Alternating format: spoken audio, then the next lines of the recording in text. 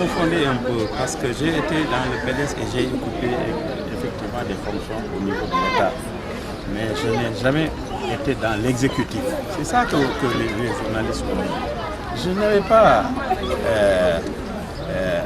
les leviers de pouvoir faire ce que je pense. C'est comme si vous allez demander à Macky Sall, qui a fait 10 ans avec Wade, aujourd'hui il change complètement de cap. Pourquoi vous ne lui posez pas la même question? C'est exactement la même chose. Donc c'est différent. Ce que je dis qu'un pays, nous sommes arrivés à un virage qui doit nous permettre d'asseoir un secteur économique fort. Pour ce faire, il faut que le secteur privé soit en mesure d'être propriétaire de beaucoup de grandes sociétés. Et pour qu'on en arrive là, il faut que l'État soit derrière ce secteur privé. L'exemple que je donne, l'exploitation qui est continue d'être faite ici au Sénégal. Il y a des sociétés installées ici au Sénégal, des sociétés étrangères, qui à longueur de journée nous pompent notre argent pour leur pays et l'État ne fait rien. L'exemple que je donne, une société de téléphone du Sénégal qui est détenue à 65% par une société française, nous vend à des prix que la France ne pratique pas.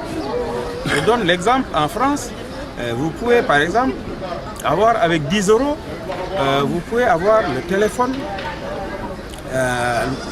l'internet et la télévision.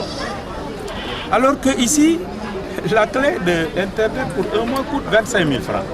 Pensez que ça c'est normal?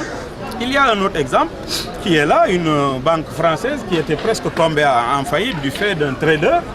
Mais lorsque cette histoire a eu lieu, cette banque était presque en faillite. Il a fallu le soutien de ses filiales africaines pour que cette banque puisse relever la terre.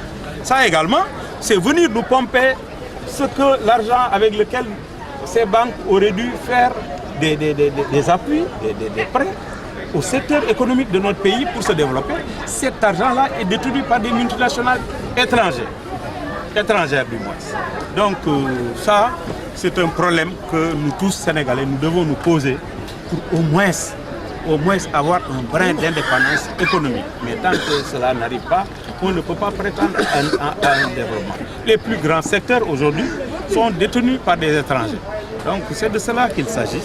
Donc il faut que nous tous, nous réfléchissions pour que cet état de fait soit un mauvais souvenir pour nous et qu'on arrive à ce que les Sénégalais soient en mesure d'être propriétaires de tout.